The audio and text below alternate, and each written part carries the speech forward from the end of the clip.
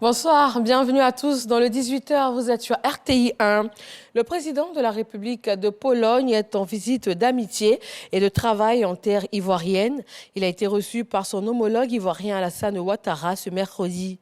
À l'issue d'un entretien à huis clos, les deux chefs d'État s'engagent à accroître la coopération bilatérale, notamment sur le plan économique et au regard des diverses potentialités.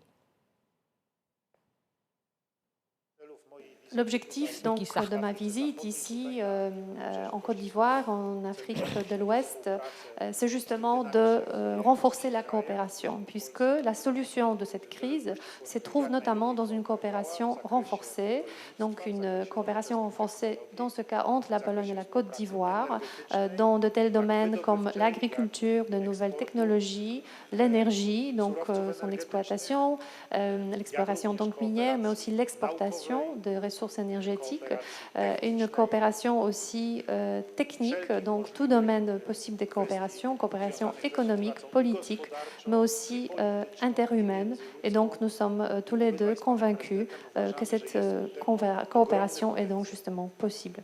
Monsieur le Président, nous avons eu l'occasion d'évoquer ensemble la situation politique, économique et sécuritaire en Côte d'Ivoire et dans la sous-région.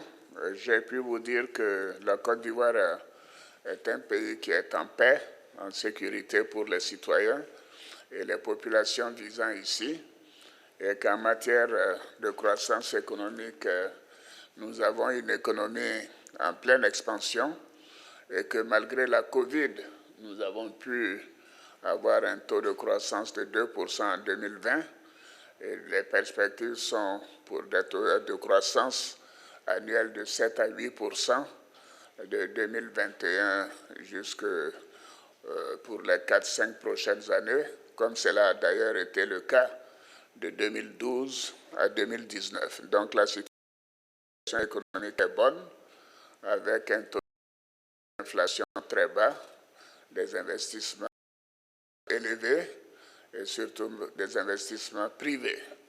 Et à cet égard, je vous ai demandé d'encourager les entreprises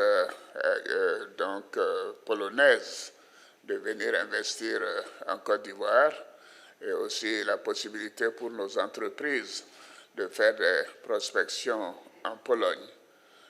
Nous sommes mis d'accord pour la possibilité d'organiser un business forum au cours des prochains mois. Et je sais que je peux compter sur vous. Dans le domaine de l'éducation également, les lignes bougent. La directrice générale adjointe de l'UNESCO est arrivée en Côte d'Ivoire hier mardi 6 septembre. Elle a rencontré la ministre de l'Éducation, Mariétou Koné. Elles ont évoqué les avancées réalisées par le pays dans le domaine de l'alphabétisation et de l'éducation. Pour elle, c'est une opportunité qui s'offre à la Côte d'Ivoire pour faire montre de son savoir-faire en la matière. Il s'agit notamment de faire la promotion du projet d'alphabétisation fonctionnelle par les technologies de l'information et de la communication qui a permis de toucher avec l'aide de l'UNESCO plus de 10 000 personnes. Pour la ministre de l'Éducation nationale et de l'alphabétisation, recevoir pour la première fois en Côte d'Ivoire un tel événement honore le pays qui fait main et pieds pour qu'aucun Ivoirien ne soit marginalisé. Dans l'actualité internationale au Burundi, le général Évariste Ndayishimiye a destitué ce mercredi matin son Premier ministre suite à l'approbation de l'Assemblée nationale. Il a aussitôt remplacé par celui qui était à la tête du ministère regroupant l'intérieur, la sécurité publique et le développement communautaire. Les Occidentaux envisagent de plafonner le prix des hydrocarbures russes, une autre sanction contre Moscou depuis son offensive contre l'Ukraine. Vladimir Poutine, de son côté, a aussitôt menacé de ne plus livrer une seule goutte de gaz ou de pétrole si une telle mesure était appliquée. C'est dans un tel contexte que le président russe a participé ce mercredi à un forum économique d'une importance stratégique pour son pays.